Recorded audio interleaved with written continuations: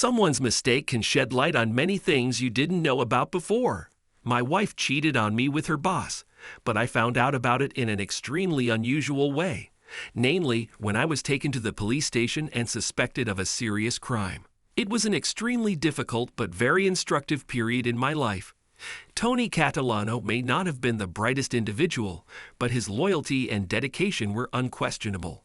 Over the years, Mr. B had recognized his commitment by assigning him increasingly important tasks.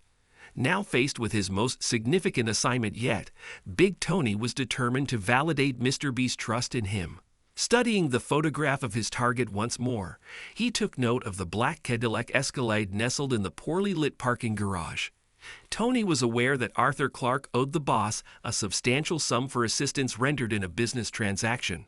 His mission was to remind Clark, the CEO of a prominent insurance company, of the repercussions of his late payment. Give him the Big Tony growl, and if necessary, imply physical harm, but refrain from any violent actions. These corporate types are typically weak-kneed, and he'll likely resort to pleading once confronted. Ensure he contacts me first thing tomorrow to address his delayed payment. Big Tony had conducted some research on Arthur Clark. He was aware that Clark was a well-presented, attractive man who took care of himself, sporting wavy brown hair and deep brown eyes. Clark drove a 2022 Escalade and typically lingered as the last executive in the building, implying that they would be alone in the parking garage. The second-to-last executive had departed just 10 minutes earlier.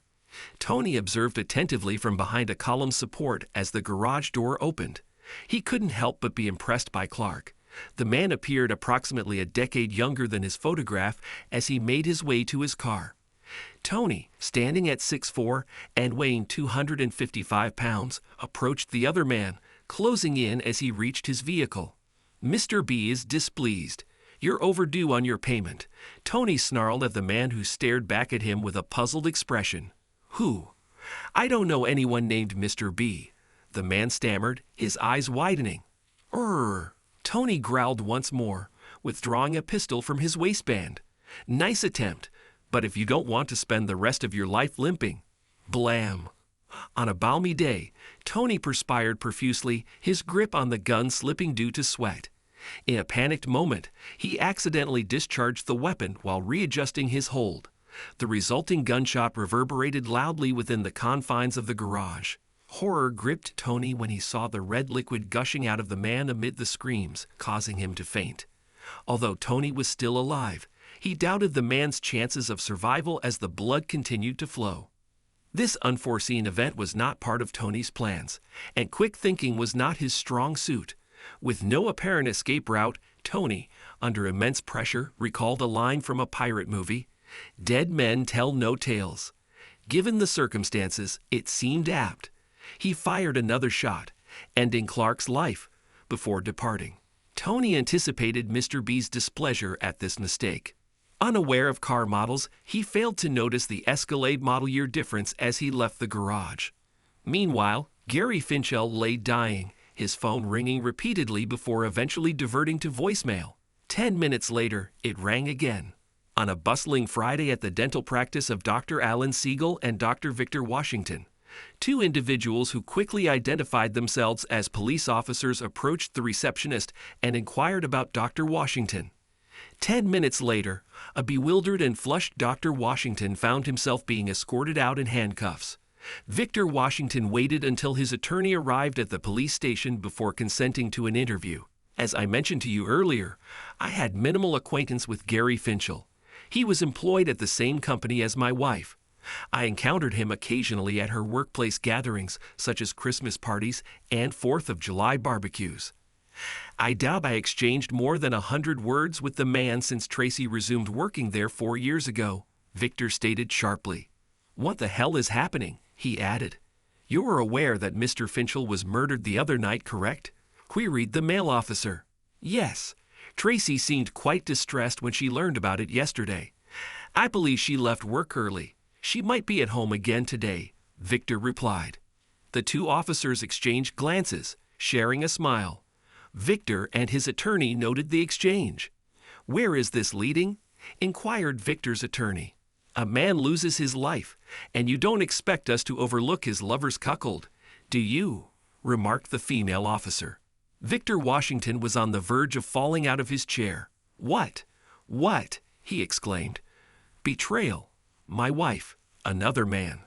You're saying you had no idea your wife was cheating with Gary Finchel, and you didn't take revenge. And I'm the Easter Bunny, and she's the Tooth Fairy, remarked the male officer. You've already confessed you lack an alibi for the time of the murder, and you clearly had a motive. Victor slouched in his seat, his lawyer murmuring in his ear. No, honestly, I had no clue, Victor stated quietly. He gazed vacantly at the two officers.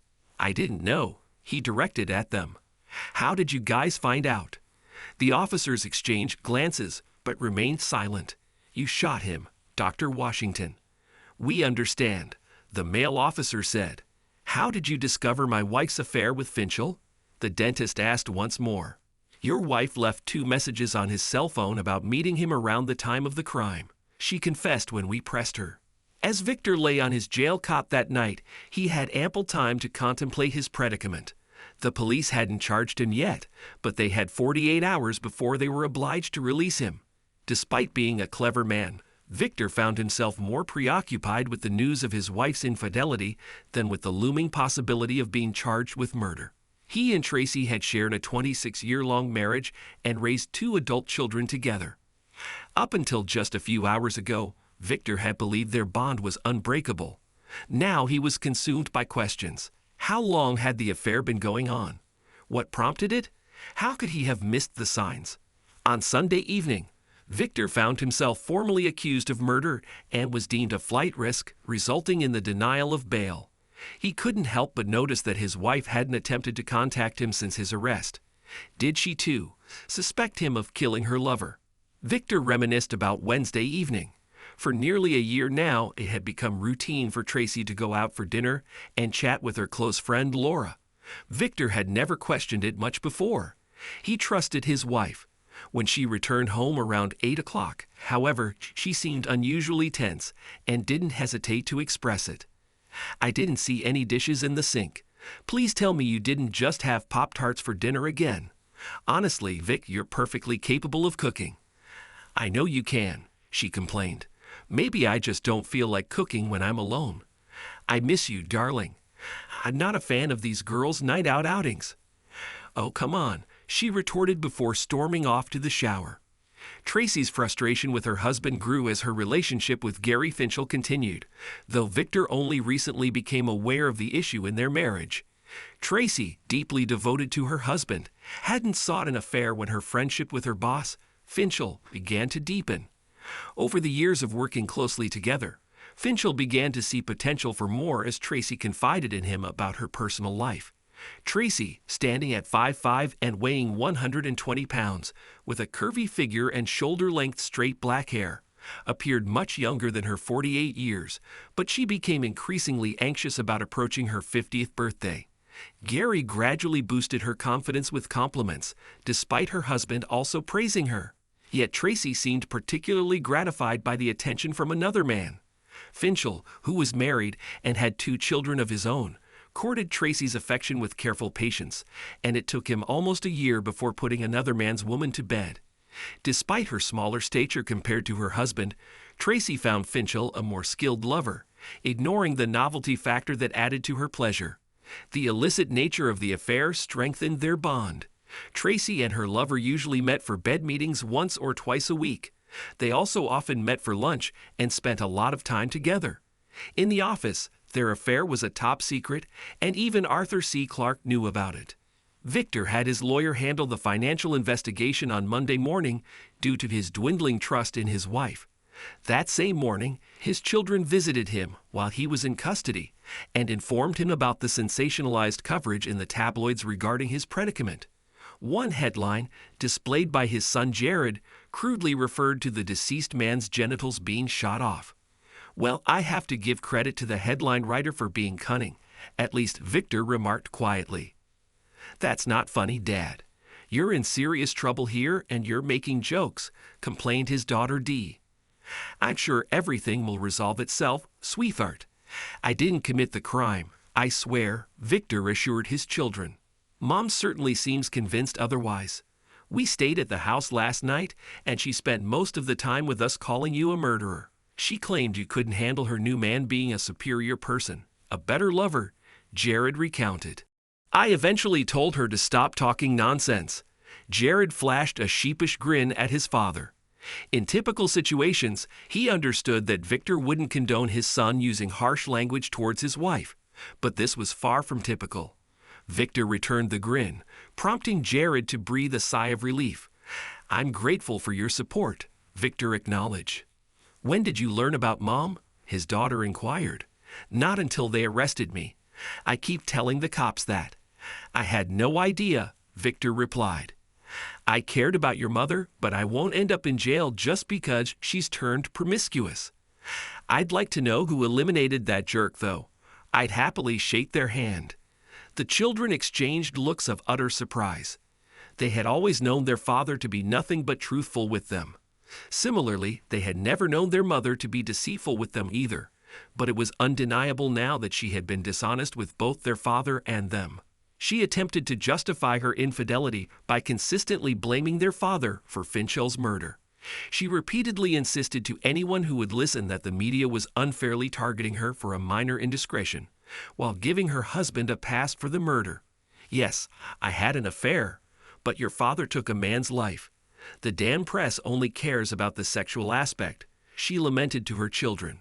Well, if Dad committed murder, it's only because you had a sexual relationship with this man. It's all about intimacy, Jared retorted.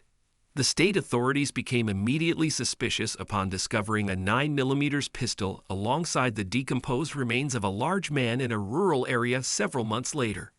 2 days later, ballistics analysis on the firearm revealed a connection to a high-profile case from the previous spring, famously known as the jilted husband case. Such incidents, where a betrayed husband resorts to violence against his wife's lover, were uncommon. The deceased was identified as Tony Big Tony Catalano, a minor member of the mafia associated with George Burrill's organization. Despite thorough investigation by both state and local law enforcement, no apparent link between Catalano and the individual imprisoned for the murder of Gary Finchel, Dr. Victor Washington, could be established. The resurgence of interest in the jilted husband case reignited media attention, prompting collaboration between journalists and law enforcement to uncover any connection between the mafia and the insurance company. Eventually, the police succeeded in identifying Arthur Clark as the missing link, though it took a vigilant video technician at a local news station to piece together the entire puzzle. Robbie Comstock from KRNT News was examining photos of the key figures in both cases when he noticed the striking physical resemblance between Gary Finchel and his boss, Clark. It occurred to him that both men drove black Escalades, although Finchel's was 2 years older. What if Big Tony mistakenly shot Finchel, thinking he was targeting Clark? Comstock proposed during an unofficial meeting with the two investigating officers. Could it be that Finchel losing his manhood was just an odd coincidence? Further inquiry prompted the police to consider the video technician's hypothesis. Several employees from the insurance company pointed out that Finchel's meticulous grooming and car preference seemed like obvious attempts to curry favor with his boss. George Burrill wasn't pleased with Big Tony when he reported that his assignment had gone wrong, resulting in Clark's death that night. The mafia boss always struggled to control his notorious bad temper, but in his line of work, it wasn't always feasible. I explicitly told you not to shoot, you bloody idiot. What part of no shooting didn't you understand? Burrill roared at the trembling man. You shot him twice and killed him. I messed up big time. Mr. B, I'm really sorry, Tony said apologetically. The gun started slipping out of my hand. I tried to readjust my grip, and it went off. He was bleeding heavily, and I knew he wouldn't make it, and I thought he might spill if I just left him there, so I put him out. Burrill pondered for a moment before responding. Have Andrew take you to our place on East 9th and watch over you for a few days until we can arrange for you to leave town for a while. He'll keep you hidden and well fed, Burrill said. Thank you, Mr. B. I really appreciate this. I'm truly sorry about what happened. All right, get going, Tony, Borelli said as he patted the large man on the shoulder and guided him toward the door. Tony's destiny was decided when it was discovered that the person who died was not Arthur Clark, but one of his staff members. Clark had left the office earlier that day for a medical appointment. This might not be the most undesirable outcome, Bareilles remarked to his chief aide, Frankie Donatello.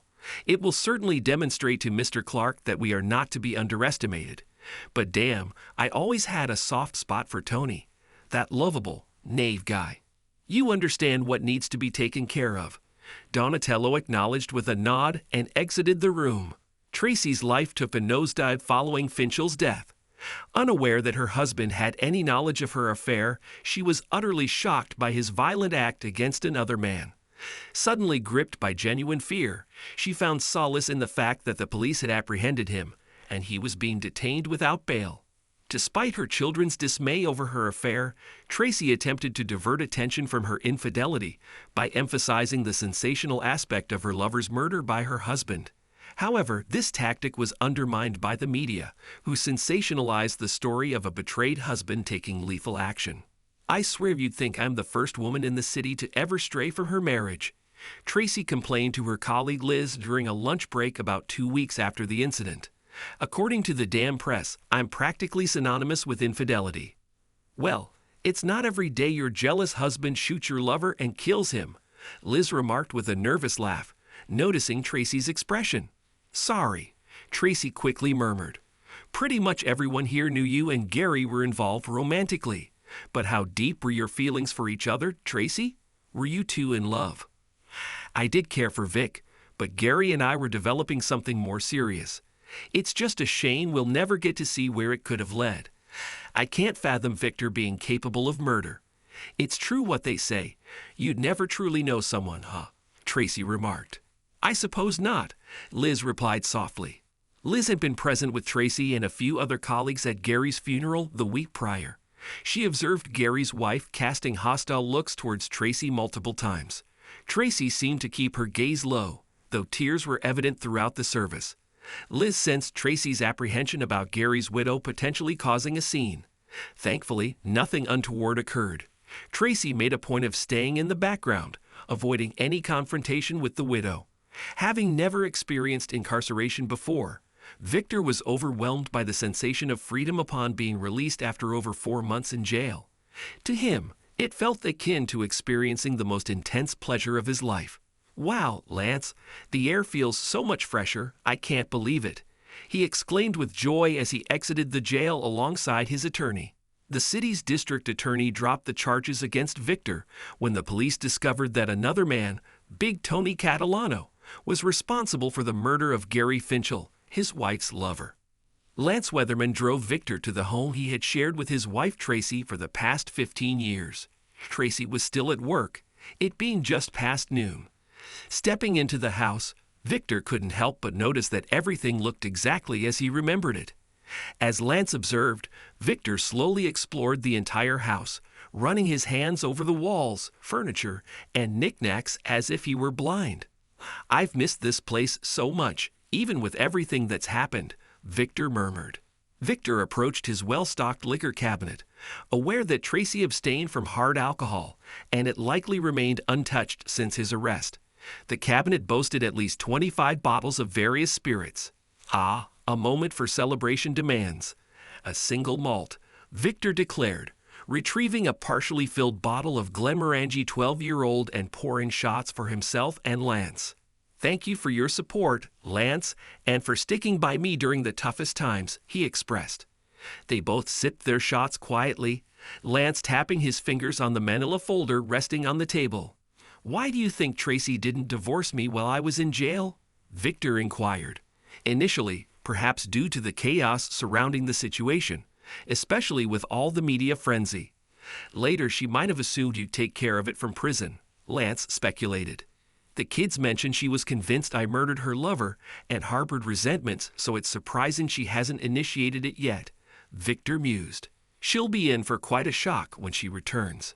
Maybe amidst all this, she's had a change of heart and wants to reconcile. Gary's gone. The kids are angry with her. She's practically become a real-life Cruella de Vil. What's the saying? Making the best out of a bad situation, Lance suggested. Upon arriving home, Tracy was taken aback by the unfamiliar car parked in her driveway, initially mistaking it for another reporter seeking a quote. She soon realized that the occupant had already made their way into her home. Hastily dialing 911, she provided the dispatcher with all pertinent details. Within moments, 2 uniformed police officers entered the Washington residence, accompanied by Tracy. "Oh my God, what are you doing here?" she exclaimed upon seeing Victor as the officers brandished their weapons. Both Victor and Lance raised their hands in surrender. "Whoa, whoa, whoa, I live here. I'm Vic Washington. I was just released from jail a few hours ago. Even got the DA to apologize to me," Victor explained. "True, I'm his attorney. They dropped all charges," added Lance. One of the police officers phoned it in to confirm the statement, leaving Tracy stunned. Dick Heed was just another pawn in a pathetic tale of misfortune at Tracy, Victor remarked. "He happened to be in the wrong place at the wrong time. Besides, why would I ever risk going to jail for someone like you? You overestimate yourself." Tracy's face flushed with embarrassment as she lowered her head. As the 2 officers prepared to depart, Lance requested their presence to witness something. Handing Tracy a manila envelope, he informed her that she had been served. "I'm not certain about wanting a divorce, Vic," Tracy murmured. "I truly believe you were responsible for Gary's death, but since you weren't, perhaps there's still a chance for us. Are you completely delusional, woman? You betrayed me. Forget everything else. Forget that your infidelity landed me in jail for over 4 months. 4 months," Victor yelled. "You praised him to the kids, claimed he was a better man, a better lover. Well, I refused to settle for Gary Finchell's leftovers." Vic found himself uncertain about how he could adequately express his gratitude to Alan Siegel, his business partner, and Alan's wife, Marilyn, for the unwavering support they extended to him throughout his wrongful imprisonment and divorce. The Siegels made regular visits to Victor in jail, ensuring he wasn't alone, and Alan went above and beyond, working 50 to 60-hour weeks to manage Victor's workload in his absence. After taking a week off to readjust to his life, Victor returned to work, astonished by the kindness and support he received from people around him. Many went out of their way to offer words of encouragement, and some even took the initiative to share their contact information with him on slips of paper.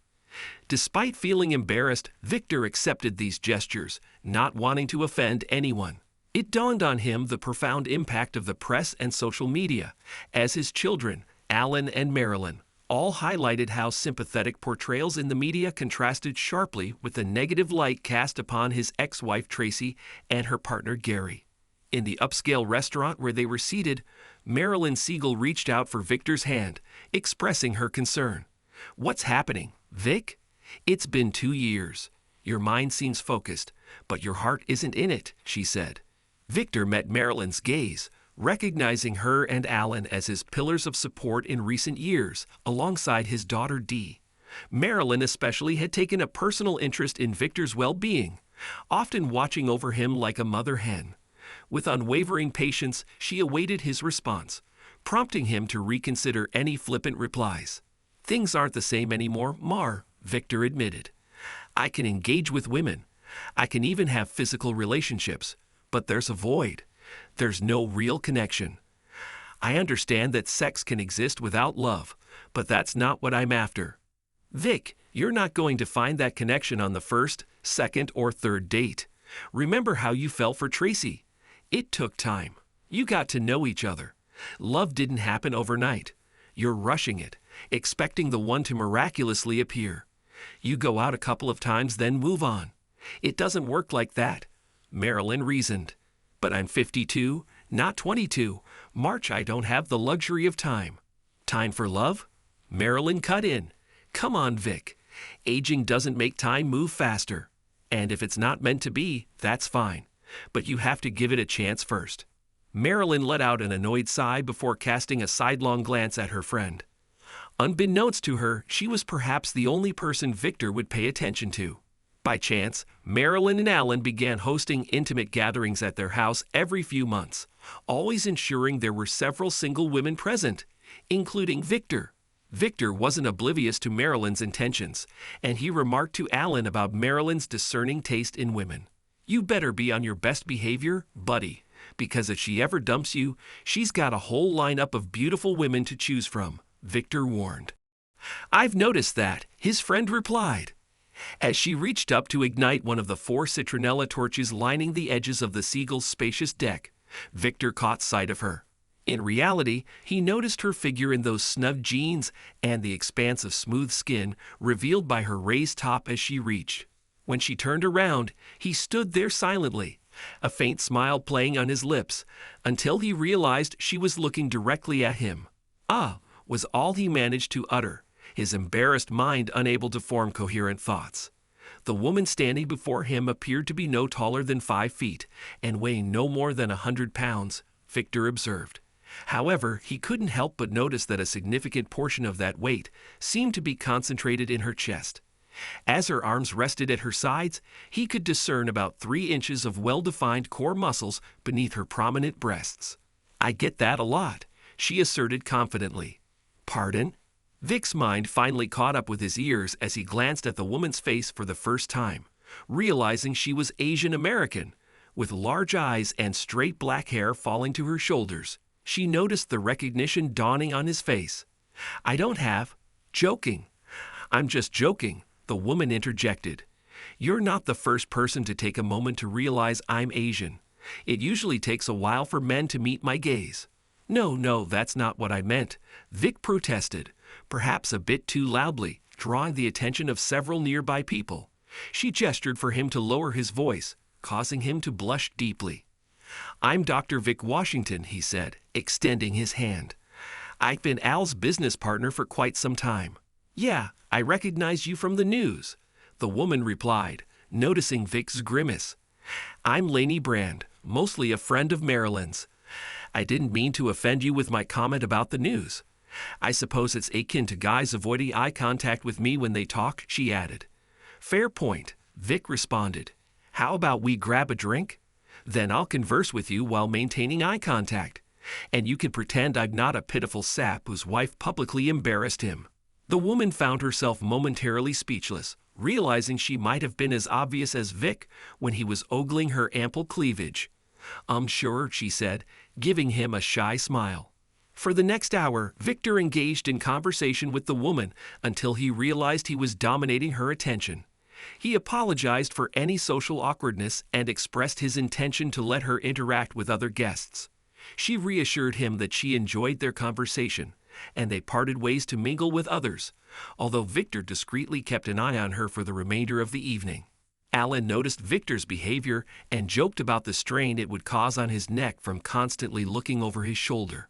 He suggested swapping places so Victor could have a clearer view without straining. Victor acknowledged his attempt at being subtle and cool, albeit unsuccessfully. Alan then provided some background information about Lainey, mentioning that she was 3 years younger than Victor, a longtime friend of Marilyn's, and worked as a reference librarian. Her previous marriage of 20 years ended due to infidelity on her husband's part, leaving her single for several years. Victor expressed surprise at how someone like Lainey could remain single for so long, questioning if she had overly high standards. Alan explained that while Lainey was highly regarded by their friend Marilyn, she was also selective about potential partners and wasn't eager to rush into another marriage unless it was with the right person. Understanding Alan's explanation, Victor simply responded with a thoughtful acknowledgement.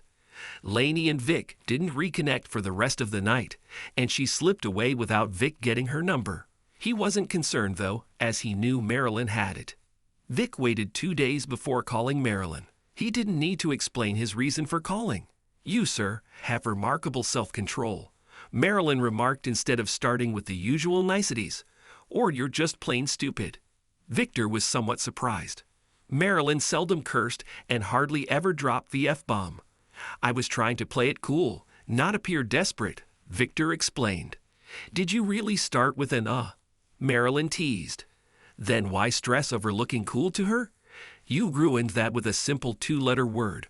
Or maybe it was the drooling." Victor was relieved Marilyn couldn't see how much he was blushing.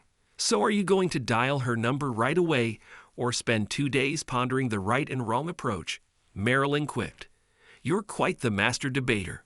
We all know that. Always the jokester, Mar, Vic replied. Can you give me her number now? Sure, but remember what I already told you about building a relationship rather than just expecting it to magically happen, Marilyn cautioned. The very next day, Victor extended an invitation to Lainey for dinner and a movie on the upcoming Friday. He chose a high-end Russian restaurant for dinner and allowed her to pick the movie. Are you trying to impress this restaurant? Lainey inquired.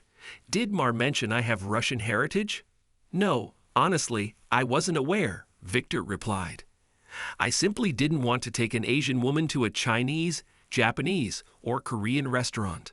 Well, I'm mostly Chinese, but it's from my other ancestry that I inherited these, she remarked, adjusting her posture to emphasize her chest. I know when you think of Chinese, you probably envision a gymnast, right? Double D isn't the typical stereotype. Victor blushed, uncertain why exactly. He supposed he wasn't accustomed to a woman with prominent assets speaking so openly about them. When he glanced back up, she was gazing directly at him with a smirk. Apologies if I come off as too direct. Didn't Marilyn give you a heads up? Not really. She usually ensures there are a few single women at gatherings but keeps me in the dark about them, Victor admitted. Says I need to make an effort myself. Lainey burst into laughter. Victor soon learned that Lainey had no qualms about letting out a hearty laugh when amused. That's my girl, Lainey cheered. Vic discovered that Lainey didn't shy away from shedding tears when the moment struck, as evidenced by her emotional reaction to the ending of the romantic movie she chose. It turned out that her father's passing, much like the father of the female lead in the film, was the reason behind her tears. Victor wasn't aware of this until Lainey shared the information during a late-night dessert and coffee outing. After waiting for 2 days, Victor called Lainey to arrange another date, which she eagerly accepted for the upcoming weekend. Their 5th date culminated in both of them ending up in Victor's bed. About a month later, Marilyn had lunch with Lainey, and it didn't take long for her to inquire about the progress of Lainey's relationship with Victor. Why would his ex-wife let him go? He's attractive, well-built, a gentleman, and so much more, Lainey remarked, her cheeks flushing slightly. He even maintains eye contact with me. Well, most of the time, except when I wear that red silk dress. I'd be astonished if any man didn't spend the whole night ogling my cleavage in that dress. Both women chuckled, realizing that Dr. Victor Washington might as well have claimed to be a married man at that point. In reality, it would be another 6 months before their wedding took place. Dr. Victor Washington's wedding announcement should have received only a passing mention in the local newspaper, not the extensive coverage it garnered nationwide. The media couldn't resist delving into the scandalous details of the marriage of the jilted husband. Damn them, George Burrill exclaimed to Arthur Clark over the phone, hurling a newspaper across the room.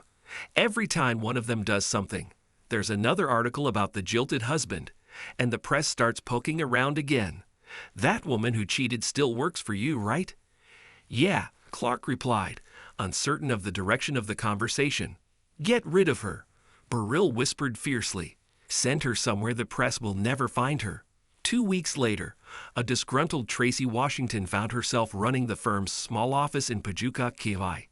Ongoing media attention had rendered her unemployable elsewhere for a decent salary, and while she fared financially in the diverse with no family or social life to speak of, her job was all she had left. Vic was taken by surprise to find a note from George Burrill placed prominently on his office desk when he arrived at work on a Monday morning. It was securely sealed, leaving Vic curious about its sender until he opened and perused its contents. Contained within was a rather unconventional invitation, if one could even classify a summons from Burrill as such. It proposed a meeting with the mafia boss in his office for lunch that very day at noon, with only the two of them present, as stated in the note. Although Vic had never encountered Burrill face-to-face, he was well aware, like many others, of the rumored association between Burrill and the demise of the man involved with his unfaithful partner. While pondering the reason behind the summons, Vic was certain he couldn't afford to disregard it. Following a thorough pat-down, Vic was guided into Burrill's office by a towering figure who seemed to be having a rough day. He was directed to a table on the side, already adorned with what seemed to be a lavish Italian lunch. Beryl introduced himself, shook Vic's hand, and escorted him to a seat. "It's just us here, and this office undergoes bug sweeps daily, so we can speak openly," Beryl remarked. "I owe you an apology of sorts. As you're probably aware, I'm the one who altered the course of your life. It was a monumental mistake, I can assure you. You were never meant to be affected. Heck, I didn't even know who you or your wife were." "Mr. Beryl, if I may interject," Victor said, surprising Beryl with a brilliant smile. "There's no need for apologies from you. In fact, you did me a great favor." Beryl stared at Victor as if he had sprouted a second head. Victor paused, took a sip of the Pappy Van Winkle 15-year-old bourbon Beryl had poured, and smiled once more. "Ah, that's truly amazing," Victor remarked as Beryl stared at him intently, anticipating an explanation. "Oh yeah, sorry, so like I was saying, I honestly had no idea my unfaithful wife was cheating on me. You not only brought that to my attention, but then you did something I had only fantasized about when you had her lover taken care of. And the way you had his masculinity revoked was a brilliant touch. I hope your associate gave him a moment before administering the final shot. Spending 4.5 months in jail was a small price to pay for his demise. So thank you sincerely for that. Well, if you're at peace with it, then I'll stop feeling guilty. Cheers." The two men nodded at each other, downed their shots, and emphatically placed their glasses back on the table. Thanks to everyone who took the time to listen to today's stories. If you enjoyed it, please consider liking and subscribing if you haven't already. Feel free to share your thoughts on the events in the comments below. Take care.